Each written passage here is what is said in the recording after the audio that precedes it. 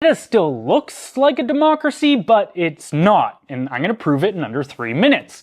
In 2021, the House of Commons discovered that a scientist at Canada's highest security lab had transferred live Ebola to the Wuhan Institute of Virology and collaborated with the Chinese military on its bioweapons program.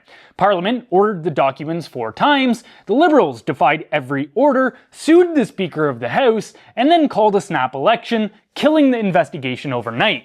3 years later, the Auditor General exposed $390 million in corruption. Parliament demanded the documents, and the Liberals refused again.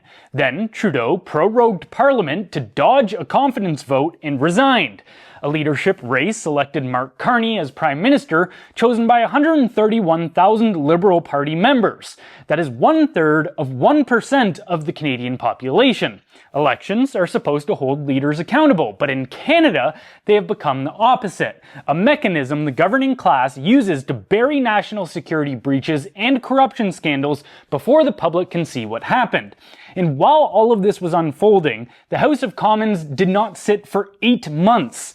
The executive branch governed completely unimpeded. No oversight, no question period, and no committees. The Liberals spent, regulated, and ruled by order in council, while the legislative branch, the only institution designed to hold them in check, collected dust.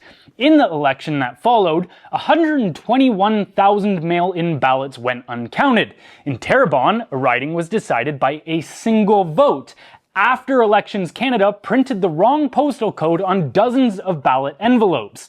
In Milton East, a Conservative won by 298 votes on election night. After validation, the Liberals won by 29, a 327 vote swing, all in one direction because of data entry errors. CSIS confirmed that China interfered in both the 2019 and 2021 elections, funding at least 11 candidates. Trudeau was briefed and did nothing. A Liberal MP publicly told people to collect a Chinese Communist Party bounty on a Conservative candidate. The RCMP investigated, but yet no charges. Carney's first trip as PM? Beijing, strategic partnership with the same regime that interfered in our elections.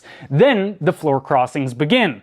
5 MPs switched to the Liberals in 5 months. The Liberals now sit 1 seat short of a majority, and 3 by-elections next week could hand it to them.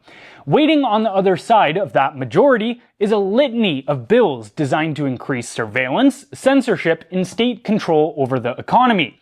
A minority government faces opposition on all of this. A majority government faces none. So, welcome to Canadian democracy.